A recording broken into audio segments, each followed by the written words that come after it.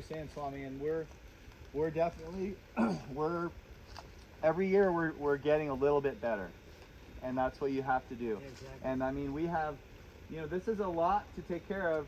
Myself, Sarah, my girlfriend will probably come up in a bit, and then we have between 1 and 3 people that help us depending on if it's intense springtime planting or intense fall time harvest, but as far as full time, it's just Sarah and I. You're pretty close to 10,000 square feet, you are? Yeah.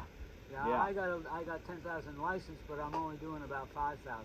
Right. Expanding isn't easy. Man, we were thinking about reducing it because, as much as we do know every bed and every plant, like if you go smaller, you can have that much more personal connection and touch the plants more. I was thinking of adding more plants to get up to that, and then drought season. So heck no, not going to do that this year. Yeah. Right? So. How long have you been working the same cultivars, and do you till after your harvest? Some years we don't till afterwards. Some years in the spring we'll till if we feel like the soil over time isn't getting better and better. It's funny because the first 10 beds that are in this quadrant are like, you don't have to till them. They're just full of worms. They've been there the longest. Okay. And the outlying ones, and as you get further up the hill, or as you can kind of see, like this tree obviously has roots that are competing, and so I think that's why these beds towards the end here, you can notice a little bit of like maybe lacking, smaller plants, a little bit lighter yellow green. Yeah. And so you notice things, or like sometimes for some reason, like the very end of the bed, maybe the drip system doesn't quite, you notice little pockets of like not quite as thriving. And so beds, underperforming. Okay. And so, so we really love the idea and respect no-till farming, because you let the microorganisms continue, you don't disturb them, you let them do all the work.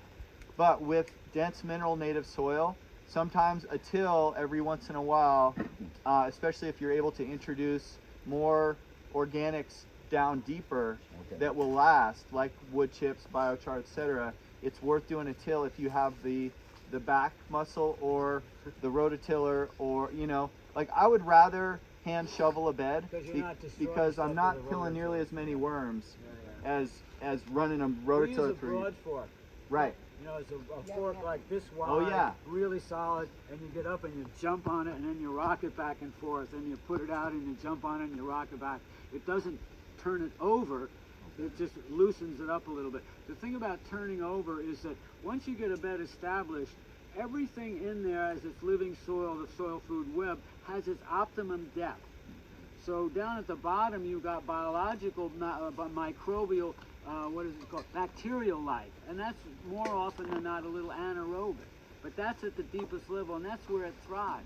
If you take that bacteria and put it up to the top because you've turned it over, now it just goes crazy with all the nutrients and uses up a lot of your nutrients, right? Now just above the bacterial layer is the fungal layer, right? And then the fungal layer has the fungus that we see is actually the flower. That's what's taken me a while to realize. The real fungus is everything you can't see underneath, but the flower comes up. But that's now in a middle level. And then other things, the paramecium and the arthropods, all have their own level where they thrive. And if you take it out of that level through a deep till, then you're kind of using up the energy that's in you or taking it out, so now it's got to readjust. So that's kind of the theory of no-till. It's not to take something where it's thriving and put it to a place where it's not going to be so good. But compacting soil, you always got to deal with that somehow or other. Yeah.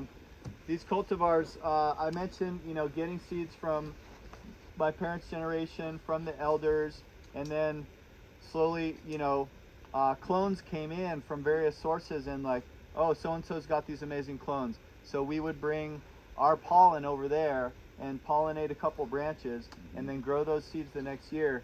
Back to like growing this plant, and this plant, one of my friends once said, are we growing this plant, or is this plant growing us? I think about this every day. Who's working for who? It sucks you in. No, because the plant gets the best of everything. Yeah. Your vegetable, whatever it is, okay, it's got to go for the plant, right? Well, what happens then? The plant rewards us. It's a feedback loop. Yeah. And it works in both directions. And one of the most exciting things is you make seeds, in the fall, you get those seeds out in the spring and you pop them, and then you wait and see how that plant grows, because it's something that's never been crossed before, or you've never done it before, and it's like, what's going to come of this, right? And then it grows big and vigorous, and then you're like, well, what are the flowers going to do? So right now you can see a variety of, like, oh, I'm real happy with a lot of these flowers. Some of them are big fat colas down there, which are amazing, but they're going to be the first ones to mold.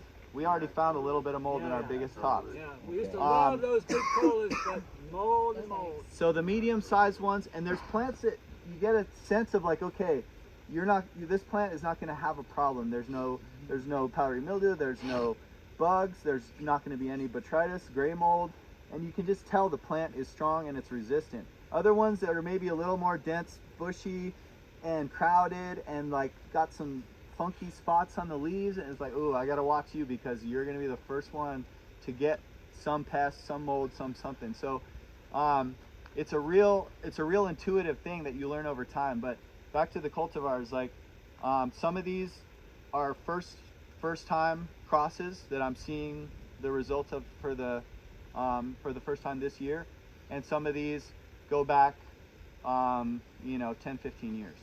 What are the standouts in your lineup? I love the sativas up top.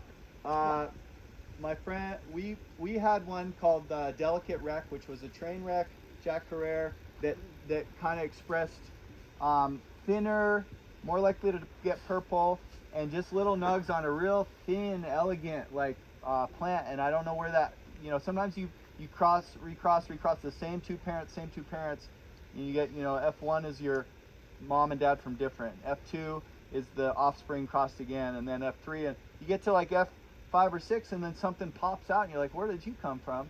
But I like it because you're great-great-grandparents. Yeah. Finally met its match over here, and then the two come together and make it And happen. so then you've got, you're like, oh, I'm gonna grow you, I'm gonna seed you with your parent.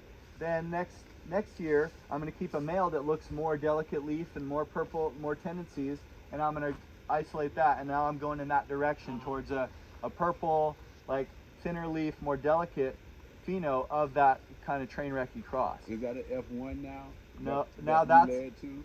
No, that's still down the same Okay, F5, so that's like 6, F6, 7, F7, but yeah. you've gone in a direction from where you started. When does it become an F1 again, or does it ever become an F1? An F1 would be when you took, I'm going to take this OG Kush pollen and cross it into my delicate train wreck, and now I've got delicate OG wreck. Okay. And that's going to be a combination of train wreck and OG. Yes. That's sort of consistent the first year, a meeting of the two. Because they got to be two of But then when you cross the when you cross it again the next year from the same parents again, you'll get like more wide variety, which is counterintuitive.